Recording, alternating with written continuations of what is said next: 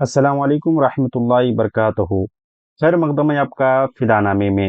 دوستو، آج کی اسٹوڈیو میں ہم ایودھیا کی ایک عظیم شخصیت حضرت مولانا قوام الدین اودھی اور ایک اور شخصیت مولانا جمال الدین اودھی رحمہ اللہ علیہ کے حوالے سے مختصر معلومات آپ تک فراہم کر رہے ہیں۔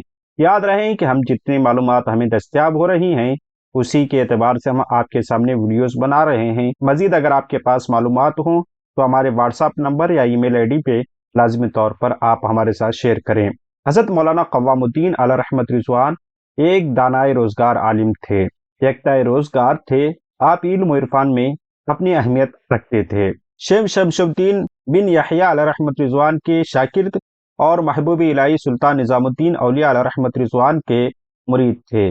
سلطان المشائخ علیہ رحمت رضوان نے انہیں مرد صالح کہا کرتے تھے۔ اپنا کام خود کیا کرتے تھے، کسی خادم و نوکر کے آپ محتاج نہیں تھے۔ اپنا سارا کام اپنے ہاتھ سے خود اپنے ہاتھوں سے ہی کر لیا کرتے تھے۔ اکثر اوقات ذکر و مراقبہ میں مشغول رہا کرتے تھے۔ مجاہدہ اور ریاضات کا یہ عالم تھا کہ کھانے میں اس پیچ پر اکتفا کرتے تھے۔ آپ کے مزید حالات ہمیں نہیں مل سکے۔ سیر الاولیاء وغیرہ میں اتنے ہی آپ کے حوالے سے حالات درج ہیں۔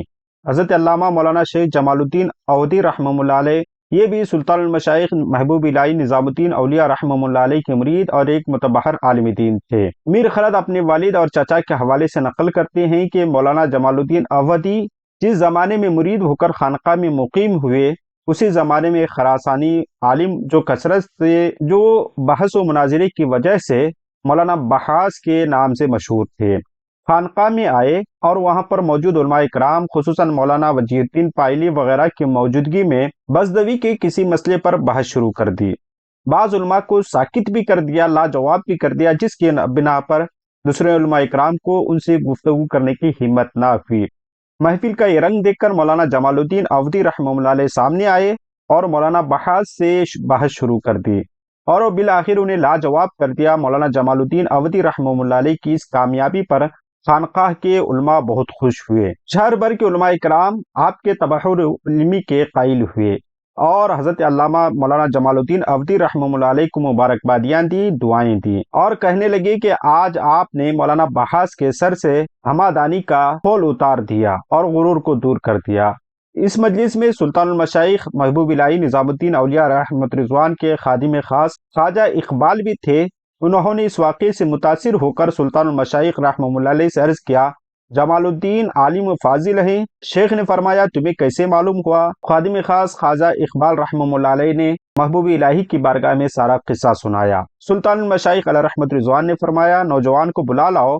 شیخ جمال الدین اولیاء اپنے احباب کے ساتھ حاضر خدمت ہوئے۔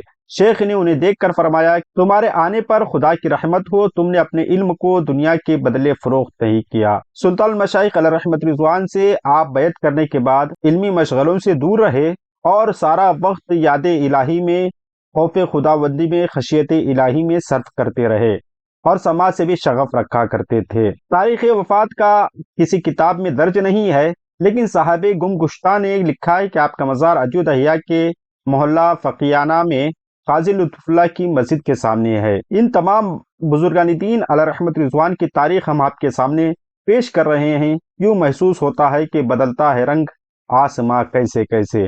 ہماری دعا ہے کہ رب قدیر آپ کے قبر انور میں رحمت انور کی بارشیں نازل فرمائے۔ ملتے ہیں اگلی ویڈیو میں۔ السلام علیکم۔